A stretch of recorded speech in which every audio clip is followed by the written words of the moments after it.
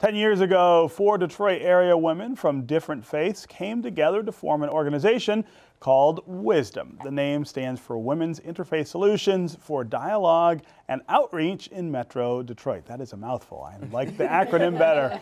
Their goal is to educate people on various religions and cultures in order to dispel myths and misunderstandings and to create a space for peace. Joining me now are 4 members of W.I.S.D.O.M, the group's president, Peggy Dalberg, representing the Christian faith, Sameena Basha of the Islamic religion, Delores Lyons, who is a Buddhist, and Teri Weingarden, who is Jewish. Welcome to American Black Journal. Thank you for having us. Yeah. Sure. So 10 years of this, that's a really long time and very impressive.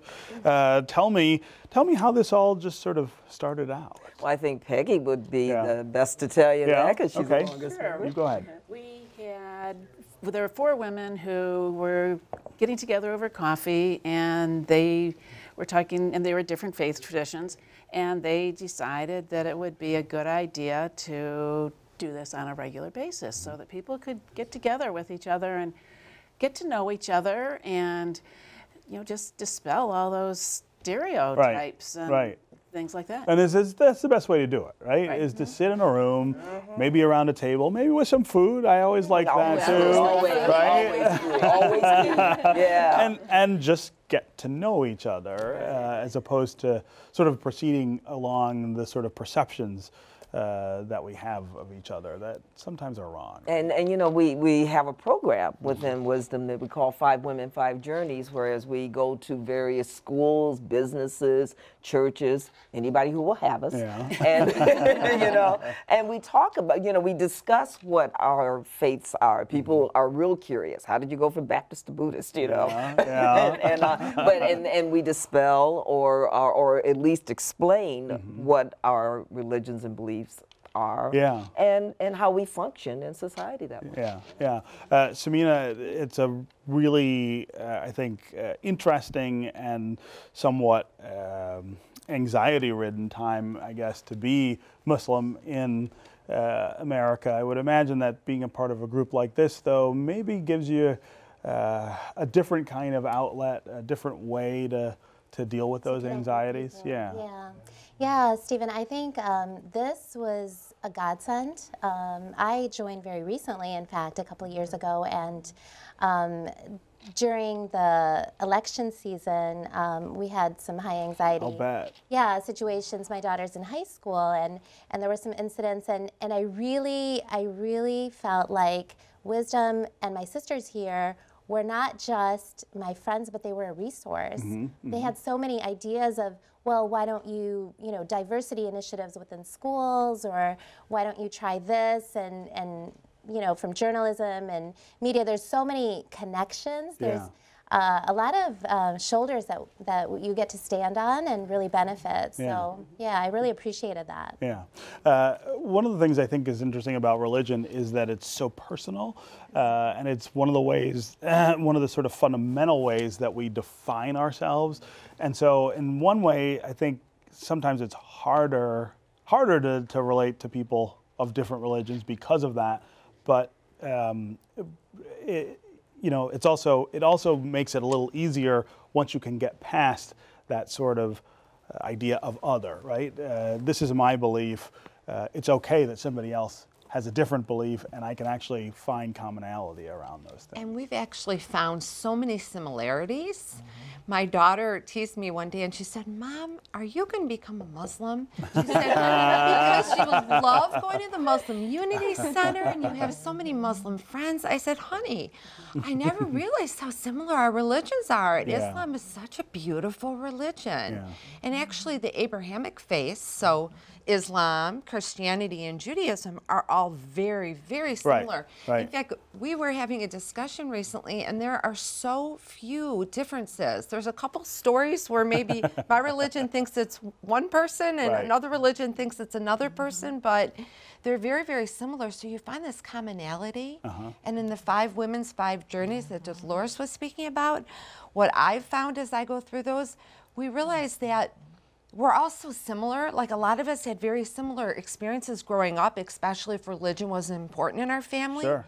And for me, the differences were really more typical differences that you would find. Like obviously I'm different than my mom and people in her generation, you know, so the differences were really more socioeconomic or age. They really weren't, there weren't that many religious differences in the upbringing of the different women on the panel. I found that very enlightening. Yeah, that is really interesting.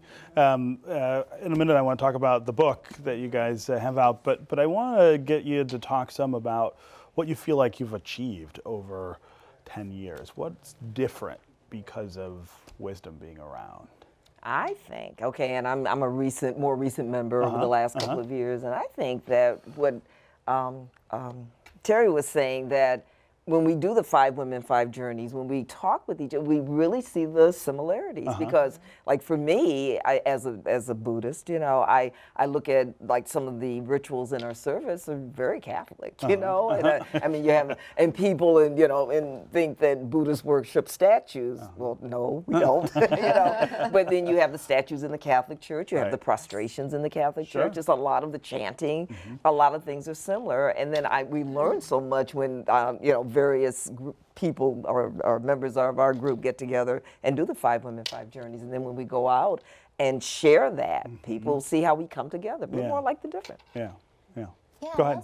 I also feel like, although these are trying times, but I do feel like people are more willing to cross barriers, and I feel like at least the Muslim community, we tend to be more on the insular side, whether it's culturally or ethnically, and I feel like Wisdom provides that vehicle to be able to sort of step out of your comfort zone and come out, meet somebody who's different from you but shares that deep-rooted value system. So I think, and maybe if you're asking what's changed about Wisdom, I think that willingness for people to take that risk and kind of, okay, I'm gonna maybe talk to the other, because, and also the fact that I have wisdom and the experience with it to kind of back me up and make me feel like I can go to other places and still be welcomed or appreciated, or at least to be able to converse with somebody and try to get them to understand your point of view.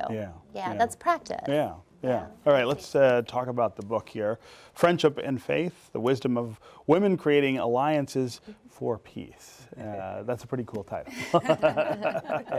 It is, and it's a story. We interviewed 40 people, I think, 43 people, and had them kind of just tell their stories of their faith experience. And they're all in there, and they're fascinating, and some are kind of shocking, because people have gone through things that aren't nice, you know, and that you expect in America in this, century, this decade, that would not be the case. But there are some pretty shocking, things in there. But it's really interesting just to see everybody. Right. You learn about other people, and that's like we were saying, you're not that much different. Yeah, and I think in talking about I guess you and I are in the book. So we in my case, I talk about a cultural difference. I was raised Baptist. Right. And people will say, well, what made you go Buddhist? But it wasn't like, okay, I'm converted. It was an evolution. And it's not that I reject anything. I've brought it as part of my spiritual practice. Plus, I also observe Rosh Hashanah and Yom Kippur. So they call me a Jubu. But I find the commonality, so we talk about that in the book, in each person's experience, culturally and religiously. And the friendships. And that's a big basis. That's the big basis for us with Wisdom. We're not just women sitting on a board. We're friends.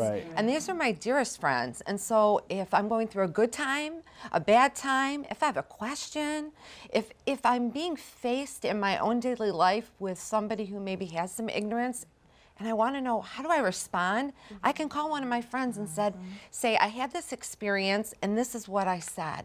Was this the right thing to say? How do I help other people be more open-minded? And you build that with a deep friendship. Right. And we talk about that a lot in the book too. We talk about, you know, interfaith friendships that maybe we had growing up and how that influenced us. So I think not only are the stories fascinating, but there's that interweaving of the friendships in it. Right. It's really a beautiful, beautiful book. Well, congratulations on 10 years, and here's to 10 more. And we'll have you back then, right? At least 10 more. Yeah, Right. yeah, definitely more. Thanks for being here. Thank you.